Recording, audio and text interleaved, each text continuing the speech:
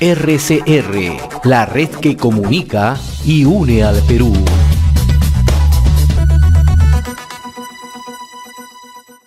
Seguimos a través de enlace regional de RCR, Red de Comunicación Regional.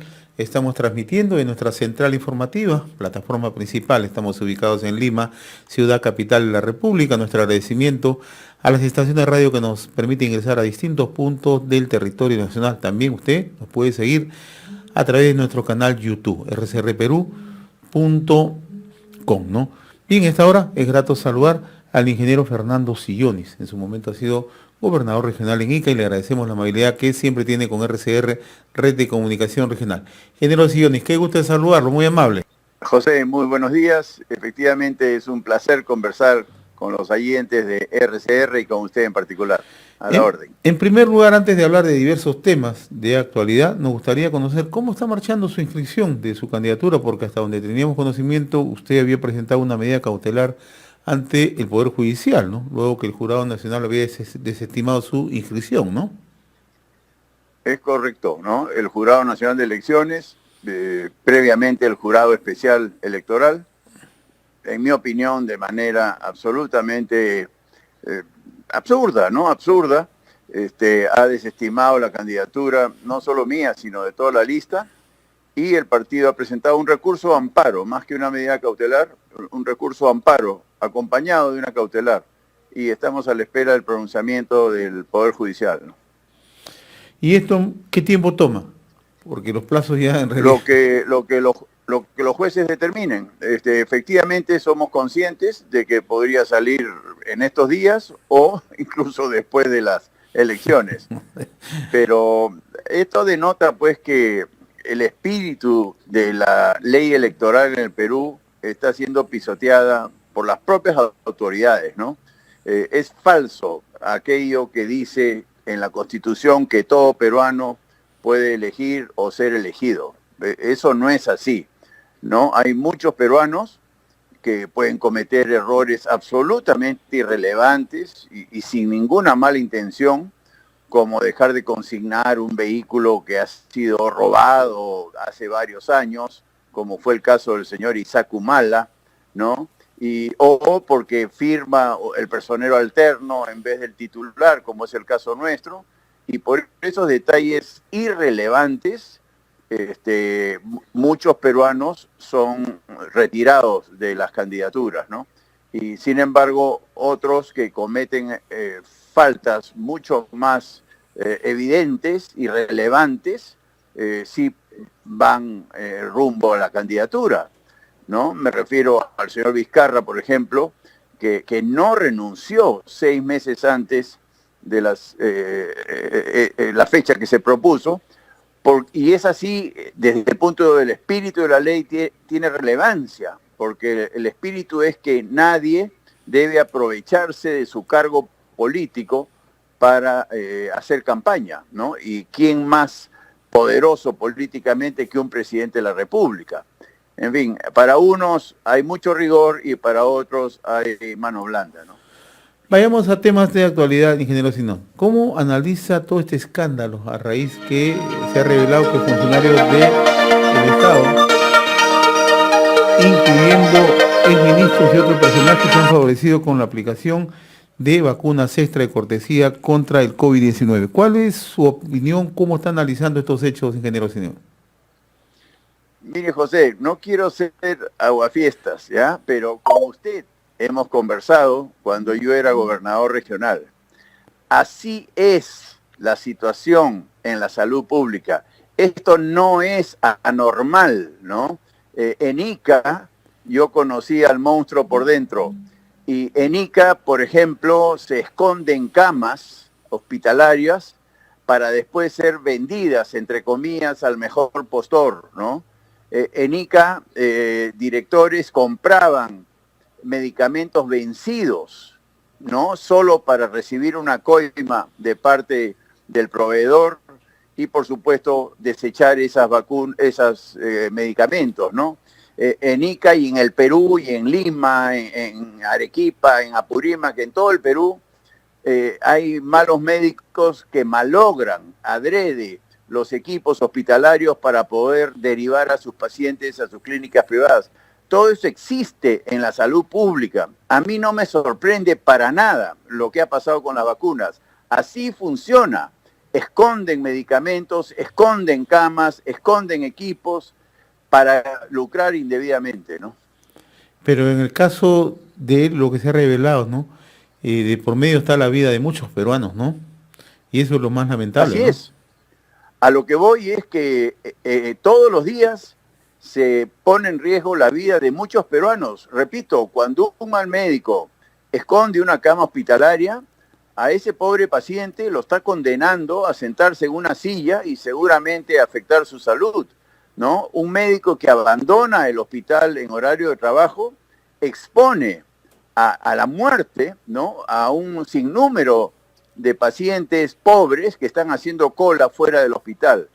Repito, es una crueldad, no la voy a minimizar, pero es el modus operandi de muchos malos funcionarios del Estado, ¿no? Así funciona el Estado en muchos ámbitos de la vida de los peruanos. Esto, repito, no me sorprende. El problema es que el Estado es el único que puede administrar las vacunas en vez de haberlo abierto a empresas privadas, ¿no? Ahora, esto pone de manifiesto, ingeniero Sillonis, nuevamente el tema de la corrupción, ¿no? Pero a eso Claro. hay que agregarle otro factor, ¿no? La impunidad, ¿no? Porque si uno empieza a analizar lo que está ocurriendo en nuestro país, ya vemos que la corrupción ya atravesó todas las esferas, ¿no? Ya no hay ni izquierda ni derecha, no hay funcionarios públicos, funcionarios privados, malos funcionarios privados, ¿no? Otras instituciones, etcétera, etcétera, ¿no? Ni siquiera la propia Iglesia Católica hemos visto que el nuncio también está comprendido en estos hechos, ¿no? Yo lo digo con mucho, la lamento mucho, yo soy católico, pero las cosas hay que decirlas así, por su nombre, ¿no? Claro. Entonces, ha cruzado toda la esfera, pero parece ser que el reino de la impunidad ya le está ganando también terreno a la corrupción, ¿no? Bueno, gracias por la pregunta, José, pero usted recordará, en todas las entrevistas que hemos tenido, que no son pocas, siempre creo haber puntualizado que la madre del cordero, el origen de todos nuestros problemas es la corrupción. Y la impunidad, como usted bien menciona, es la prima hermana de la corrupción. Cuando no hay sanción, la corrupción campea. Y eso es lo que estamos viendo. Efectivamente, esto no es un problema de derecha, de izquierda, de sector privado, sector público. Este es un problema moral. En consecuencia, yo siempre planteo que es el turno de los ciudadanos en alianza con los periodistas.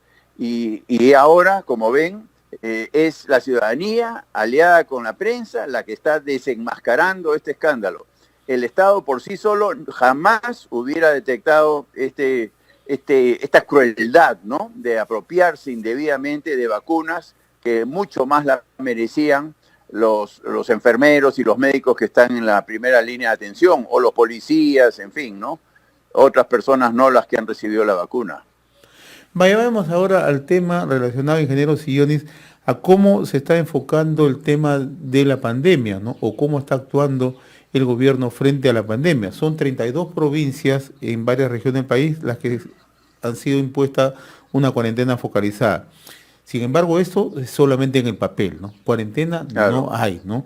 Pero no hay medidas restrictivas que ha aplicado el gobierno que tienen un fuerte impacto en la economía, en especial en las pequeñas y microempresas, ¿no? A este ritmo hay quienes piensan que difícilmente vamos a crecer al promedio del 10% como lo proyectó el MEF o lo proyectó el propio Banco Central de Reserva, ¿no? Bueno, el manejo de la pandemia es pésimo, ¿no? Ya nos han explicado los analistas que comparan al Perú con todos los países del mundo y estamos en la cola del ranking, ¿no? Somos uno de los países que peor han manejado la pandemia y no solo eso, somos uno de los países que peor ha manejado la economía, ¿no? Efectivamente, el daño que le están haciendo a la microempresa y concretamente al turismo. Al Cusco lo están matando, ¿no? A Puno lo están matando. eh, absurdamente, ¿no? Porque el turismo nuestro es un turismo al aire libre, es un turismo mucho más seguro que un turismo en recintos cerrados, ¿no? Entonces, a mí me parece un crimen lo que están haciendo en el manejo de la pandemia. Muy mal. Yo nunca negaré que hay riesgos, pero mucho peor es estar matando, ¿no?, a regiones tan merecedoras de un mejor nivel de vida como Cusco y Puno, por cerrar completamente el turismo. Es una crueldad, es un crimen, en mi opinión. Ahora, la pandemia en el Perú también nos arroja otra singularidad, ingeniero Sillones, ¿no? Estamos a poco menos de 60 días de un proceso electoral, ¿no? Y lo que estamos viendo en los candidatos, muchos no tienen un enfoque claro cómo enfrentar la pandemia en la posibilidad que lleguen a ser gobierno, ¿no? Y muy por el contrario, lo que estamos viendo es un enfoque mucho más populista, un enfoque Claro. que no permite mirar con buen horizonte cómo solucionamos de inmediato el tema de la pandemia, cómo reactivamos la economía que se ha caído en el país. Eso no es ajeno a todos los peruanos. ¿Cómo está mirando usted las propuestas de los candidatos a la presidencia? Bueno, aparte de la crítica que le tengo al Jurado Nacional de Elecciones, yo y veo que muchos peruanos están observando en la autoridad electoral un sesgo burocrático absurdo y eso malogra el proceso electoral. La verdad que lo tengo que decir con pena, ¿no? Los responsables últimos de a quién elegimos somos los electores, ¿no? Y es evidente, como usted bien dice, que el populismo se está expresando a través de varios candidatos y tiene que ser pues la ciudadanía, los electores, los que detectemos quién es un populista farsante, politiquero, típico, ¿no? Y quién está hablando con base, con fundamento, ¿no? Ahí también hay que asumir la responsabilidad. Nosotros elegimos a Vizcarra indirectamente a través de Kuczynski, nosotros escogimos a Humala, a Toledo, a todos ellos, ¿no? Entonces, nosotros elegimos a estos congresistas que son indefendibles, ¿no? Muy poco rescatables. Entonces, una llamada de atención a la ciudadanía y a los electores de que tenemos que asumir la responsabilidad de elegir bien, ¿no? Usted a la par es consultor en temas de desarrollo, ¿no? Y entiendo que cuando se mira al Perú, hoy ya no solamente se le mira por el impacto que ha tenido la COVID-19, los resultados que nos colocan en el plano mundial como resultados más magros, ¿no?, entre todos los países, ¿no? Pero el otro efecto que tenemos es la desconfianza que se va generando en el país. Hemos conversado con sin número de economistas, ¿no? Hace unos días conversábamos desde España con un exministro de Economía y nos decía que ya el Perú está siendo visto por la calificadora de riesgo como un país que no ofrece la confianza del caso, ¿no? ¿Cómo mira usted esta posibilidad de un nuevo gobierno y una reactivación, ¿no? El gobierno que llega, si no asume con realismo las cosas, en definitiva, las cosas se pueden agudizar, ¿no? Entonces, ¿qué es lo más recomendable hacer en estas circunstancias en medio de toda esta crisis? Bueno, efectivamente nos estamos deteriorando. El hecho de, por ejemplo, Tía María ha sentado un precedente muy negativo respecto de las inversiones mineras, ¿no? La derogatoria de la ley de promoción agraria ha sentado otro precedente muy negativo en todo lo que es el futuro de las inversiones en el sector agroexportador. Entonces nosotros mismos nos estamos poniendo cabes, ¿no? Este gobierno no va a corregir eso, este gobierno es más de lo mismo, lo estamos viendo, ¿no? Sin embargo, lo que yo esperaría de un próximo nuevo gobierno es un cambio de timón, pero radical, ¿no? Promover las inversiones, entre ellas las mineras, ¿no? Donde hay 60.000 millones de dólares en espera de autorizaciones y licencias muy menores, ¿no? Un programa de inversiones en infraestructura, cosa que no ocurre hasta ahora, ¿no? Por supuesto, la corrupción tiene que salir del escenario, ¿no? y así por el estilo. Con esos dos sectores, minería e infraestructura, jalar a toda la pequeña y mediana industria, que suelen ser pues proveedores de estas empresas mineras y las empresas constructoras, y salir de la mano de la inversión. Yo lo que noto es que muchos están hablando de que el Estado va a seguir repartiendo bonos. Eso tiene sus límites. Entonces, yo prefiero aquellos candidatos que claramente apuesten por la promoción de las inversiones, y eso pasa por la simplificación administrativa, la digitalización del Estado, entonces facilitar las inversiones, incluso reducción de tasas tributarias. Usted está de acuerdo con que se reduzcan las tasas tributarias, ¿no? ¿A qué nivel se Claro. tendría que manejar en estos momentos, cree usted? Yo creo que la informalidad está explicada por las altísimas tasas tributarias, fundamentalmente el 18% de IGB, ¿no? Entonces, para mí el número que formaliza es 10% de IGB. Así es. Muy bien, ingeniero Fernando Silloni, como siempre ha sido grato conversar con usted. Le agradezco la amabilidad de haber compartido este contacto con RCR, Red de Comunicación Regional. Que tenga buen día, muy amable. Muchas gracias, José. Acuérdese, es el turno de la prensa y el turno de la ciudadanía. Con ustedes vamos a salir adelante. Hay que mirar el futuro con optimismo y cuídense mucho. Gracias por todo. De la misma manera. RCR, la red que comunica y une al Perú.